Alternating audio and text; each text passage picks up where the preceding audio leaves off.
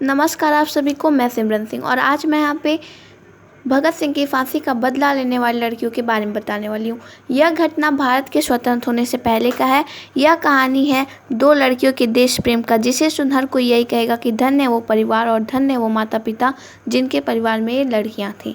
वीर बलिदानी की कहानी के इस एपिसोड में आप सभी का स्वागत है।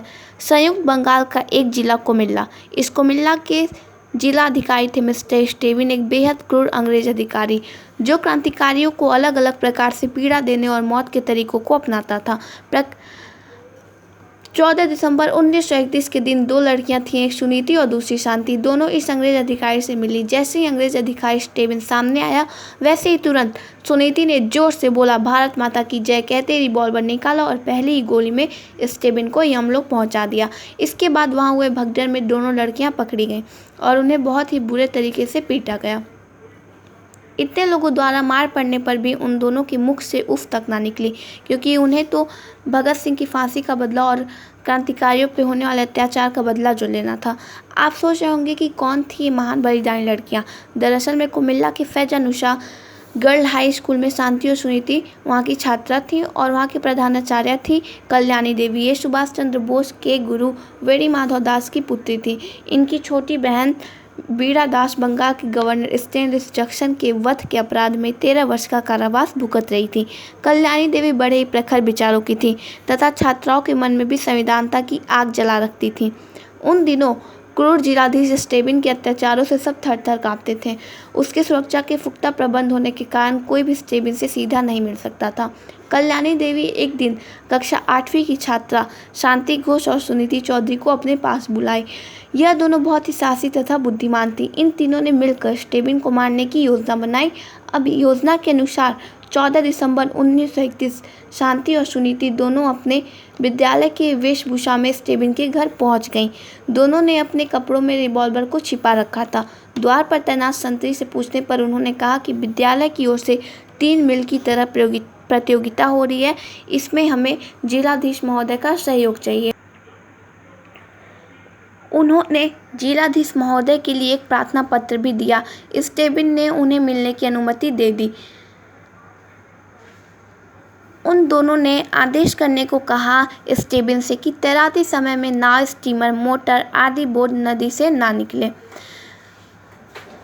जिससे प्रतियोगिता ठीक से हो जाए। स्टेविन ने कहा कि प्रार्थना पत्र पर तुम्हारे प्रधानाचार्य का हस्ताक्षर नहीं है, पहले उनसे हस्ताक्षर करा लो, फिर मैं अनुमति दे दूंगा।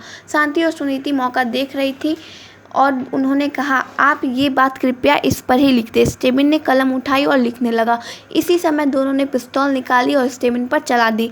गोलियों की आवाज़ सुनते ही सभी लोग दौड़े चले आए स्टेविन के कमरे में। तब तक स्टेविन मर चुका था।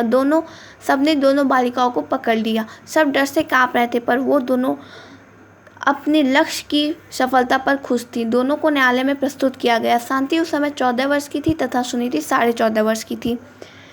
अवयस होने के कारण उन्हें फांसी नहीं दी जा सकती थी, लेकिन आजीवन काले पानी की सजा देकर अंडमान भेज दिया गया। इस प्रकार दोनों वीर बालिकाओं ने अपने युवावस्था के सपनों की बलि देकर क्रांतिवीरों से हो रहे अपमान का बदला लिया। दोनों वीरांगनाएं गिरफ्तार कर ली गईं। मुख्य आरोपी थी सुनीति, लेकिन सवाल था कि 14.5 वर्ष की सुनीति के मन में ये क्रांतिकारी के ज्वाला कैसे उठी। असल में जब सुनीति स्कूल जाने वाली छोटी सी बच्ची थी, उनके 2 बड़े भाई क्रांतिकारी गतिविधियों में पूरी तरह गुथ चुके थे। घर में क्रांति के गीत बजते तो छोटी सी सुनीति की मन में आज़ादी के लिए, देश के लिए, आज़ादी के लिए मचलने लगा और आसपास के माहौल और घटनाओं को देखती रही और इन सभी को अपने अंदर उतारती रही। सुनीति अपने साथी स्कूल के छात्राओं के सामाजिक कार्य वालों की कैप्टन थी। इस वजह से विभिन्न गतिविधियों में बढ़ चढ़कर भाग लेती थी। उनके प्रभावित व्यक्तित्व, कुशल नेतृत्व और उत्कर्ष देश प्रेम से उनके जिला के कई क्रांतिकारी नेताओं को उनकी ओर उत्कीर्ण किया। शीघ्र ही उनको उन युवाओं के दल में चुन लिया गया जिसे आज़ादी की लड़ाई के लिए पास के पहाड़ी इलाकों में अस्त्र शस्त्र चलाने का प्रशिक्षण दिया जाना था। इस प्रशिक्षण के बाद शीघ्र ही सुनीति को भी युवा दल के साथ चुन लिया गया, जबकि इसके पहले तक लड़कियां क्रांतिकारी गतिविधियों में पर्दों के पीछे ही काम करती थी। पर अब यह तय किया गया कि कुछ अभियानों में इन्हें भेजना उचित होगा। यह अभियान था 23 मार्च 1931। फांसी पर लटका दिए गए अमर बलिदानी भगत सिंह, राजगुरु और सुखदेव की फांसी का बदला लेना। खैर, बदला ले लिया गया था। नाबालिग होने के कारण उन पर मुकदमा चलाया गया, पर जेल और कोर्ट में उनकी मुस्कुराहट, शांतचित्तता और धीरता से ऐसा शायद ही कोई होगा जो प्रभावित ना हुआ हो। प्रसन्न चेहरे को देखकर उनके शायद ही कोई ऐसा होगा जो अनुमान लगा सकता हो कि वो मृत्यु की ओर आगे बढ़ रही हैं। अगर आप सभी को यह वीडियो पसंद आया हो तो वीडियो लाइक कीजिए, शेयर कीजिए। धन्यवाद।